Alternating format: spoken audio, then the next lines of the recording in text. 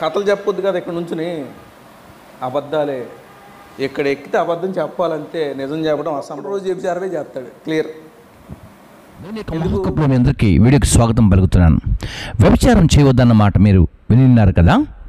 నేను మీతో చెప్పినది ఏమనగా, ఒక స్త్రీని మోహపు చూపుతో చూచు ప్రతివాడు అప్పుడే హృదయమందు ఆమెతో వ్యభిచారం చేసిన వాడగును అని చెప్పినటువంటి యేసుక్రీస్తు వారి యొక్క మాటలో ఏదో రహస్యం ఉందంటూ, దీని అర్థం ఇది కాదంటూ, ఇది ఆత్మీయ అర్థం అంటూ ఒక బోధకులు బోధిస్తున్నటువంటి సందర్భం. ఆ సందర్భంలో ఈ మాటలు చెబుతూ దీని అర్థాన్ని వివరిస్తున్నప్పుడు చాలా దారుణంగా అర్థాన్ని వివరిస్తున్నారు. అంతేకాకుండా స్టేజీ పైన, పోడియం పైన వాక్య ప్రచారం చేసే వాళ్ళందరూ కూడా అబద్ధాలు చెబుతారంటూ కూడా వారి ముందున్నటువంటి యవన బిడ్డలకు బోధిస్తున్నారు. అది చూసినప్పుడు, ఆ వీడియో చూసినప్పుడు నాకు చాలా ఇబ్బంది అనిపించింది. కాబట్టి నేను ముందుగా ఆ వీడియో చేయడానికి కారణం ఇదన్నమాట. అయితే అసలు ఆ సందర్భం ఏంటో మనం నేర్చుకోవడానికి ఈ వీడియోకి మీ అందరినీ కూడా స్వాగతం పలుకుతున్నాను. వెల్కమ్.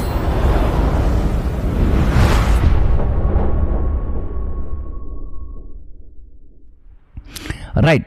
ప్రేమటువంటి స్నేహితులారా, సహోదరులారా, మనకు మత్తయి సువార్త 5వ అధ్యాయము 27, 28లో చెప్పబడినటువంటి మాటను గూర్చి మరి ఇక్కడ ఆ పాస్టర్ గారు కావచ్చు, లేకుంటే బోధకులు కావచ్చు, లేకుంటే బైబిల్ టీచర్ కావచ్చు, అక్కడ వాళ్ళ పేరు మాత్రం వేయలేదు. కానీ నేను చూసిన వీడియోలో పర్ఫెక్ట్గా చెబుతున్నటువంటి విషయంలో చాలా చాలా మరి వీరు అనుకరిస్తున్నటువంటి బోధ తప్పుడు బోధ చేసుకుంటూ అందరినీ కూడా తప్పులోనికి తీసుకొస్తున్నారు ఈ బోధకులు.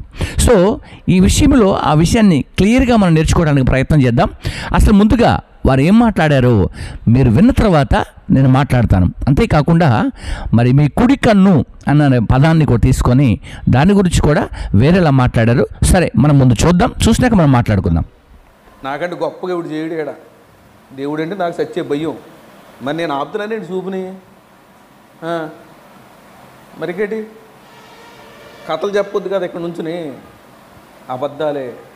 ఇక్కడ ఎక్కితే అబద్ధం చెప్పాలంతే, నిజం చెప్పడం అసంభవం. అబద్ధమే చెప్పాలి. ఏ వ్యభిచారం గురించి మాట్లాడుతుంది? సరే, కింద చదువుతాను. నేను మీతో చెప్పున్నది ఏమనగా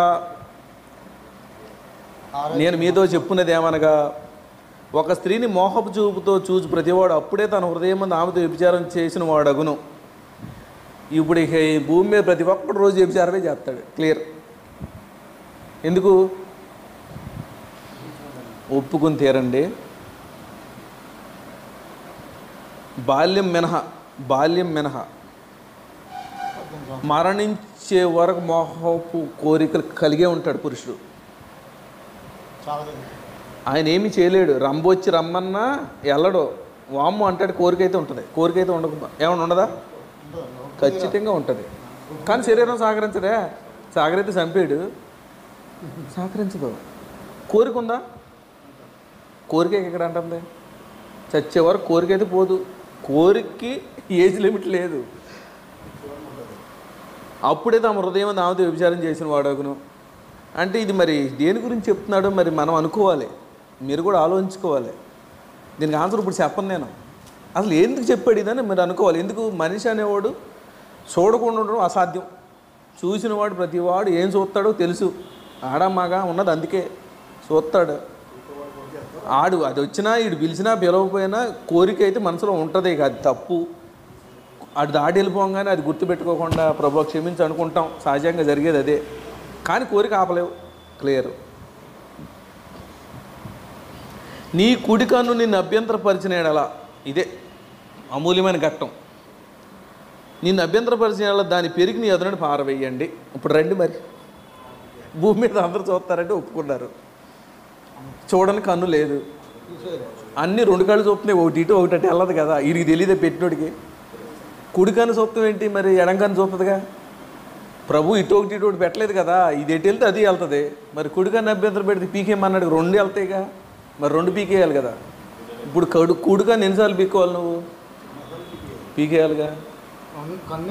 రైట్. చూస్తారు కదా వారు ఏం బోధిస్తున్నారు అంటే, ఏమని బోధిస్తున్నారు అంటే, మనము రోడ్డు వైపు వెళ్ళినప్పుడు మేమందరం కూడా, నేను నాతో పాటు ఉన్న వాళ్ళందరూ కూడా, అంటే ఆయన అక్కడ బోధిస్తున్న దైవజనుడు.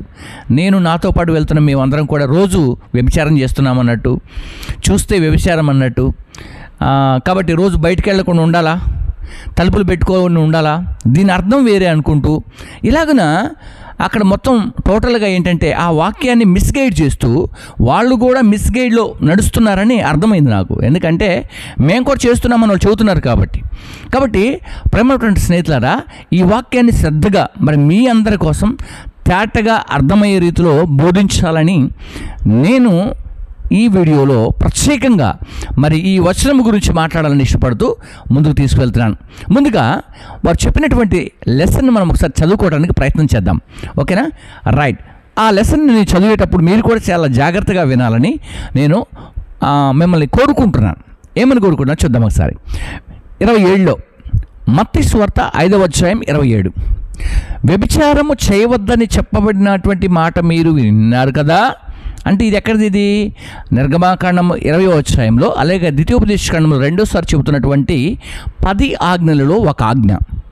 ఈ ఆజ్ఞను చెబుతున్నటువంటి దేవుడు మరలా యేసుక్రీస్తు వారు దాన్ని రిటర్న్ చేస్తున్నారు. అంటే మరలా దాన్ని రీమోల్డ్ చేస్తున్నారు. ఏం చేస్తున్నారో చూద్దాం ఒకసారి.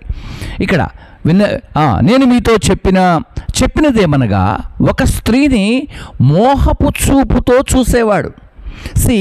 ఇక్కడ ఫస్ట్ ముందుగా ఏ బోధకులైతే బోధించారో వారు ముందు తెలుసుకోవాల్సినటువంటి విషయం ఏంటంటే, చూపులో మోహపు చూపు ఉందని గుర్తుపెట్టుకోవాలి.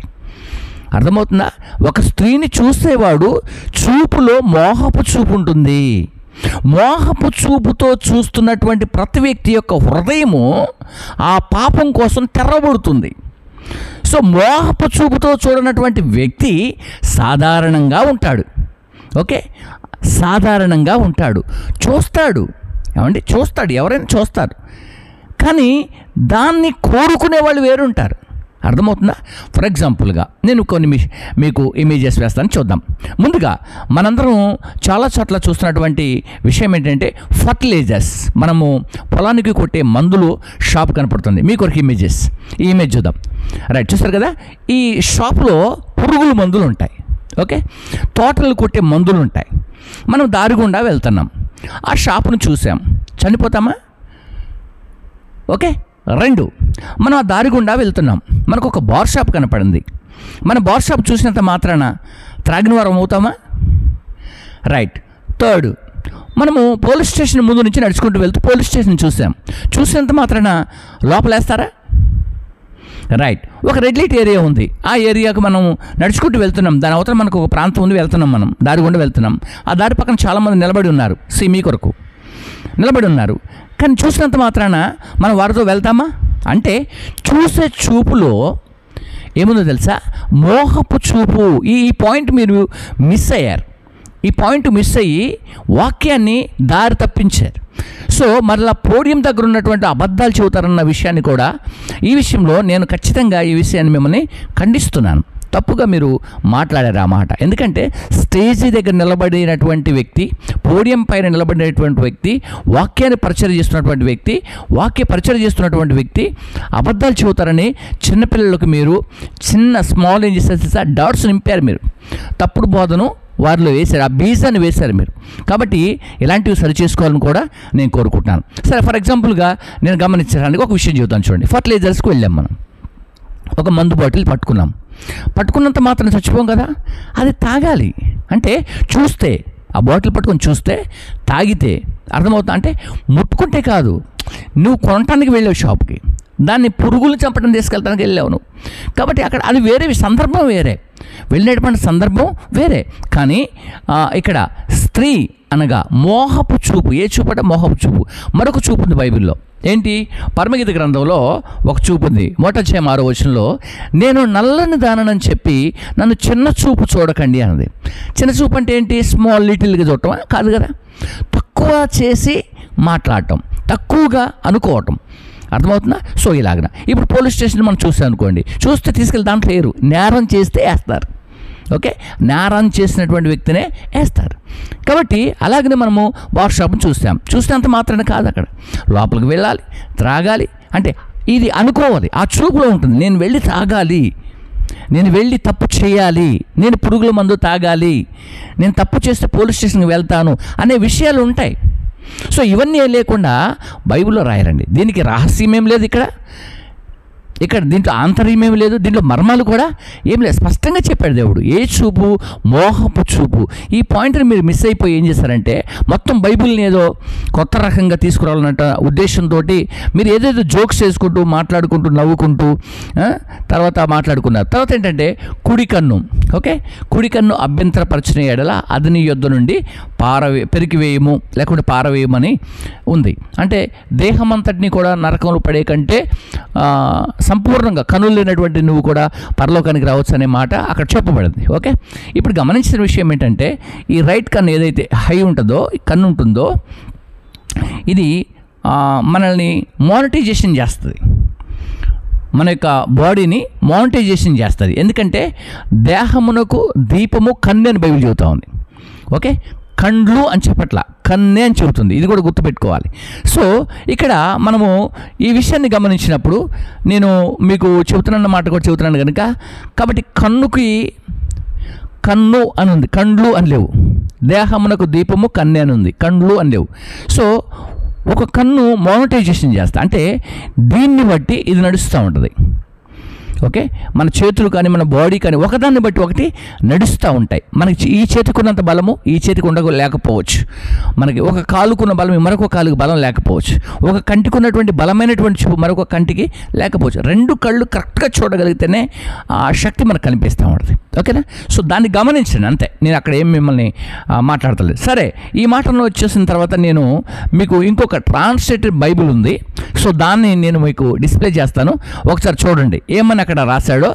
తెలుగులోనే ట్రాన్స్లేట్ కొంచెం డిఫరెంట్గా ఉంటుంది. మీరు చూడండి ఏమని రాశాడో. వ్యభిచారము చేయకూడదు అని చెప్పడం మీరు విన్నారు కదా, కానీ నేను మీతో చెప్పడం ఏమిటంటే ఎవరైనా ఒక స్త్రీని కామంతో చూస్తే, వన్స్ అగైన్ కామంతో చూస్తే అప్పటికి ఆమెతో అతడు ఏంటంట తన హృదయంలో వ్యభిచరించినట్లు. అర్థమవుతుందా? ఇప్పుడు ఒక మాట ఏంటంటే పక్షులు ఆకాశంలో ఎగురుతూ ఉంటాయి, కానీ అవి మన తలపైన గూడు కట్టుకోకూడదు. సో అలాగే మన హృదయం ఏ ఆలోచన చేస్తుందో మన కన్ను కూడా అలాగే చూస్తుంది. మనము కనుక కామంతో మనం కనుక వ్యభిచారం చేయాలని, మనం కనుక ఆ స్త్రీని మోహించాలని, ఆ స్త్రీతో శయనించాలని ఈ మనస్సు అనుకుని అటు చూస్తే, అర్థమవుతుందా? వన్స్ అగైన్ ఇక్కడ రాసినటువంటి మాట మంచిగా చాలా చక్కగా ఉంది. కానీ నేను మీతో చెప్పినది ఏమిటంటే ఎవరైనా ఒక స్త్రీని కామంతో చూస్తే, చూసే చూపు డిఫరెంట్ ఉంటుంది. మీరు పాస్టర్లో మీరు అలా మాట్లాడితే అలాగా మేము రోజు చూస్తున్నాం, మేము కూడా చేసినట్లు అని చెప్పేశారు. అలా చెప్పకూడదు కదా మీరు వాస్తవంగా.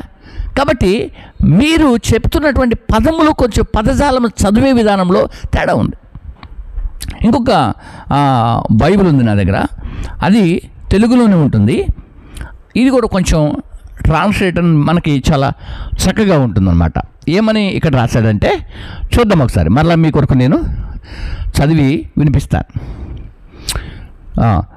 వ్యభిచారము చేయకూడదని చెప్పిన మాట మీరు విన్నారు కదా, కానీ మీతో నేను చెప్పుచున్నాను, ఎవరైనాను ఒక స్త్రీని మోహం అంటే మోహించటం, కావాలి అనుకోవటం, కోరుకొని చూడటం.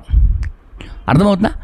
అంటే కోరుకొని ఎవరైతే చూస్తారో, ఇప్పుడు ఏంటంటే నేను వ్యభిచారం చేయాలని అనిపించిందండి, నేను రెడ్ లైట్ ఏరియాకి నేను వెళ్ళానంటే అయిపోయినట్టే, ఫినిష్ అదిగా. అంటే నేను అనుకున్నాను కాబట్టి అలా అనుకోవటంలో ఉంది, అనుకునే విధానంలో ఉంది. కాబట్టి అక్కడ మీరు చిన్నపిల్లలందరికీ కూడా వాళ్ళని మిస్గైడ్ చేసి వాక్య పరిచయం చేశారని కూడా నేను అనుకుంటున్నాను. కాబట్టి మీరు మరొకసారి సరి చేసుకోవాలని, ఈ వాక్య ధ్యానాన్ని మరలా వేరొక దగ్గర వాక్య పరిచయం చేసేటప్పుడు ఇలాగ వారికి వివరిస్తారని, అర్థమయ్యే రీతిలో చెబుతారని నేను అనుకుంటున్నాను. మరి ఈ వీడియో చూసినటువంటి వారు అక్కడ ఆ సహోదరుడు చెబుతున్నటువంటి మీటింగ్లో కనుక ఉంటే నాకు కాల్ చేయండి, మనం మాట్లాడుకుందాం. ఓకేనా? May God bless you. అందరికీ కూడా శుభాలు కలుగును గాక. మరి ప్రాముఖ్యంగా ఈ వర్తమానాన్ని అందించిన దైవ సేవకులకు కూడా శుభాలు తెలియజేస్తున్నాను. ఆ క్యాంపస్లో ఉన్న ప్రతి ఒక్కరికి కూడా ప్రైజ్ ది లార్డ్, దేవుని యొక్క కృప మీ అందరికీ తోడై ఉండును గాక. May God bless you. అందరికీ వందనాలు.